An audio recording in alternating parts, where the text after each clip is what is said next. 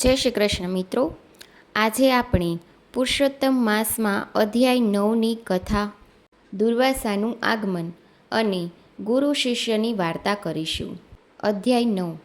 સૂત પુરાણી બોલ્યા, હે મુનિશ્રેષ્ઠો, નારદજીએ ભગવાન નારાયણને પૂછા કરી કે મેઘાવી ઋષિના સ્વર્ગવાસ પછી તપોવનમાં મેઘાવતીનું શું થયું? તેના પ્રત્યુત્તરમાં ભગવાન નારાયણે જણાવ્યું કે મેઘાવતી તપોવનમાં પોતાના પિતાને યાદ કરીને શોક કર્યા કરતી હતી. એવામાં દેવેચ્છાએ દુર્વાસા મુનિ તેના આશ્રમે આવ્યા. આ દુર્વાસા અત્રિ ઋષિ અને સતી અનસૂયાના પુત્ર હતા. તે શંકરના અંશ મનાતા. તેમના ક્રોધથી કોણ અજાણ હોય? તે કૃપા કરવામાં પણ પાછા પડતા નહોતા. નાનપણમાં કુંતા માતાએ તેમને પ્રસન્ન કરવાથી દેવોને આકર્ષણ કરનારી વિદ્યા તેમને આપી હતી. એક વેળા તેમના ક્રોધનો ભોગ ભગવાન શ્રીકૃષ્ણ પોતે બનેલા. તેઓ ભોજન માટે દુર્વાસાને રથમાં લઈને રૂકમિણી સાથે આવી રહ્યા હતા. તે વખતે રૂકમિણીને સખત તરસ લાગતા ભગવાન શ્રીકૃષ્ણે પગના આગલા ભાગથી જમીન દબાવી પાતાળ ગંગાને આમંત્રિત રૂકમિણીની તરસ છીપાવી. આથી દુર્વાસાને પોતાનું અપમાન લાગ્યું. આથી તેમણે શ્રીકૃષ્ણને શાપ આપ્યો કે તમારા બંનેનો વિયોગ થશે. આવા દુર્વાસા મુનિ મેઘાવતીને આશ્રમે પધારતા તેણે દંડવત પ્રણામ કરી યોગ્ય સન્માન આપ્યું. પછી કહ્યું, આપના દર્શનથી મારો જન્મ સફળ થયો છે અને મારો આશ્રમ પવિત્ર થયો છે. દુર્વાસા મુનિએ પ્રસન્ન થઈને મેઘાવતીને કહ્યું, તે તારા પિતાના કુળનો ઉદ્ધાર કર્યો છે. તારી ધાર્મિક ભાવનાથી આકર્ષાઈને હું અહીં આવ્યો છું. હું નારાયણના દર્શન કરવાના હેતુથી બદ્રિકાશ્રમ જઈ રહ્યો છું. આ સાંભળી મેઘાવતી અતિ હર્ષ પામી. તે બોલી, હે મહામુનિ, આપના દર્શનથી મારો શોક દૂર થયો છે. આપ જાણો છો કે આ આશ્રમમાં હું અનાથ જેવી હાલતમાં એકલી રહી છું. મારો કન્યાકાળ વીતી જાય છે, તેની મને ચિંતા છે. તો આપ કોઈ ભાગ્યશાળી પુરુષ મારું પાણી ગ્રહણ કરે તેવો ઉપાય બતાવો. આ ચિંતા મને રાત દિવસ સતાવે છે, જેથી મને ભોજન પણ ભાવતું નથી અને વિચારોમાં રાતે ઊંઘ પણ આવતી નથી. મારું દુઃખ દૂર કરવા આપને હું પ્રાર્થના કરું છું. આટલું બોલી મેઘાવતી દુર્વાસા મુનિ સામે આશાભરી મીટ માંડી હાથ જોડી ઊભી રહી. શ્રી બૃહન્નાદીય પુરાણના પુરુષોત્તમ મહાત્મ્યનું દુર્વાસાનું મેઘાવતી પાસે આગમન નામનો 9મો અધ્યાય અહીં સંપૂર્ણ થાય છે. તો મિત્રો, હવે આપણે 9મા દિવસે કરવાની વાર્તા ગુરુ શિષ્યની વાર્તા કરીશું. ગુરુ શિષ્યની વાર્તા. થોડા સમયથી નદી કિનારે એક ઝૂંપડીમાં ગુરુ શિષ્ય રહે. ગુરુ જ્ઞાની અને ધર્મ ધ્યાનમાં રચ્યા પચ્યા રહેતા હતા. તેમનો શિષ્ય ગામમાં જઈ ભિક્ષા માંગી લાવતો. આ ભિક્ષા વડે તેઓ પોતાનો નિર્વાહ કરતા. એવામાં પુરુષોત્તમ માસ આવ્યું. નદીએ નાહવા માટે ભાવિક ભક્તોની ભીડ થતી. આટલી મોટી સંખ્યામાં નાહવા આવતા ભાવિકોથી તેને અચંબો થયો. તેને ગુરુજીને આ માટે પૂછ્યું. ત્યારે ગુરુજીએ આજથી થતા પુરુષોત્તમ માસનો મહિમા સમજાવ્યો. તેમણે શિષ્યને કહ્યું, 3 વર્ષે એક અધિક માસ આવે છે, જે પુરુષોત્તમ માસ તરીકે ઓળખાય છે.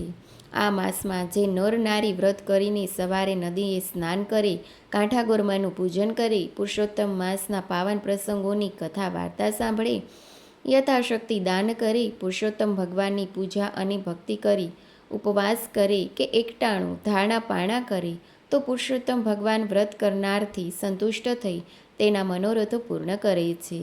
શિષ્ય કહે, ગુરુદેવ, તમે કહ્યા મુજબ કોઈ પુરુષોત્તમ માસનું વ્રત કરી તમે બતાવેલ નીતિ નિયમો પાળે તો ભગવાન સંતુષ્ટ થઈ શું આપે? ગુરુજી કહે, જે કોઈ પોતાના વ્રત વડે પુરુષોત્તમ ભગવાનને સંતુષ્ટ અને પ્રસન્ન કરે છે, એને સુખ સમૃદ્ધિ મળે, તેના કષ્ટો દૂર થાય. પુરુષોત્તમ માસ પૂર્ણ થતાં તેનું ઉજવણું કરવામાં આવે છે. ત્યારે બ્રહ્મ ભોજન વખતે પ્રભુ અવશ્ય દર્શન આપે છે. પુરુષોત્તમ ભગવાનના આ વ્રતના પ્રભાવે જો દર્શન થઈ શકતા હોય તો તેનાથી રૂડું શું? તેણે તો તે સમયથી સંકલ્પ કરી વ્રત ચાલુ કરી દીધું. તે દરરોજ વહેલો ઉઠી નદીએ સ્નાન કરી, કાંઠાગોરમાનું પૂજન કરી, કથા વાર્તા સાંભળે, પછી ભિક્ષાર્થે ગામમાં જતો. તેમાંથી પોતાના ભાગે આવતું અન્ન તે ભિખારીઓને આપી દેતો. ફળાહાર કે પાણી વડે તે ઉપવાસ ખેંચી કાઢતો. આમ કરતાં કરતાં પુરુષોત્તમ માસ પૂરો થયો. તેને ભગવાનના દર્શનની તાલાવેલી લાગી હતી. તેણે ઉજવણામાં 11 બ્રાહ્મણોને જમવા બોલાવ્યા. તેની પાસે થોડીક પૂંજી હતી, તેનાથી તે ગામમાં સીધું સામાન લઈ આવ્યું. રસોઈ તૈયાર થઈ ગઈ હતી. તેની ઝૂંપડીએ બ્રાહ્મણો આવવા શરૂ થયા હતા. તે ઝૂંપડી બહાર ભગવાન હમણાં જ આવશે અને મને દર્શન દેશે એ આશાએ ઊભો હતો. આવનાર બ્રાહ્મણો ગુરુજી પાસેથી બેસી જ્ઞાન ગોષ્ઠી કરી રહ્યા હતા. આ સમયે એક ભિખારી ત્યાં આવ્યો. તેનું શરીર કૃશ હતું. મેલા ઘેલા વસ્ત્રો પહેર્યા હતા. ચિત્રા જેવા વાળ હતા. તેના મોં ઉપર માખીઓ બણબણતી હતી. તેનો દેદાર એવો હતો કે તેને જોઈને કોઈને પણ સૂગ ચડે. તે ભિખારી શિષ્ય પાસે જઈને કહેવા લાગ્યો, હું 4 દિવસનો ભૂખ્યો છું. મને ચાલવાના પણ હોશ નથી. મને કંઈક ખાવાનું આપો જેથી મારી ભૂખ સંતોષાય. શિષ્ય ભગવાનના દર્શનથી ઉત્સુકમાં એટલો બધો રત હતો કે ભિખારીએ દર્શાવેલ બીના તરફ તેણે લક્ષ્ય રાખ્યું નહીં. ભિખારીએ ફરીથી આજીજી કરતાં તેનું લક્ષ્ય ભિખારી તરફ ખેંચાયું. ભિખારીના દેદારથી તેને સૂગ ચડી અને ત્યાંથી ચાલ્યા જવા જણાવ્યું.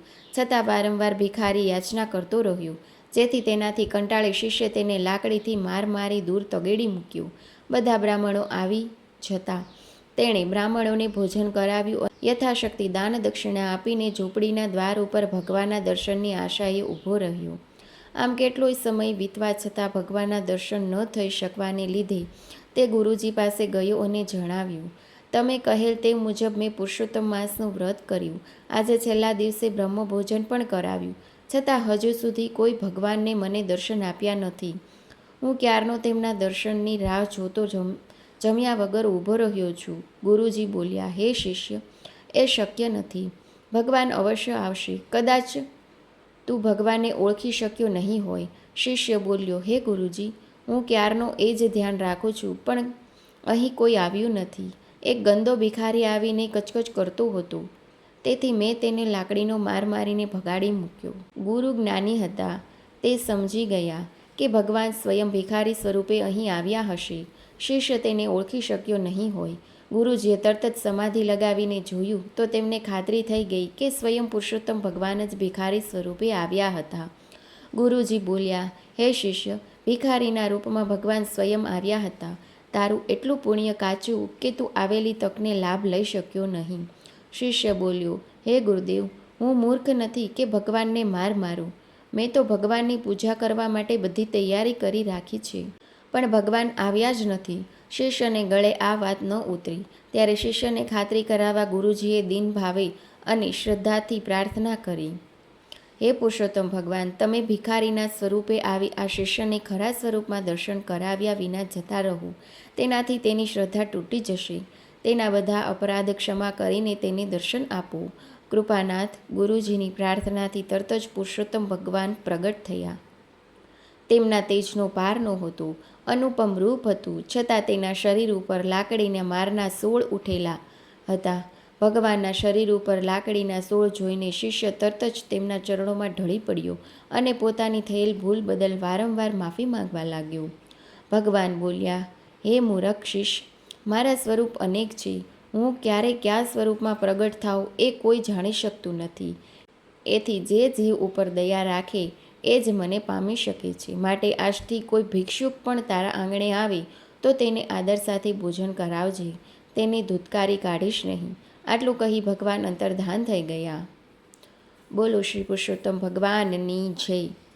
જય શ્રી કૃષ્ણ મિત્રો. વિડીયો ગમે તો ચેનલને લાઇક કરજો, શેર કરજો અને સબસ્ક્રાઈબ કરવાનું ભૂલતા નહીં. Thanks for watching.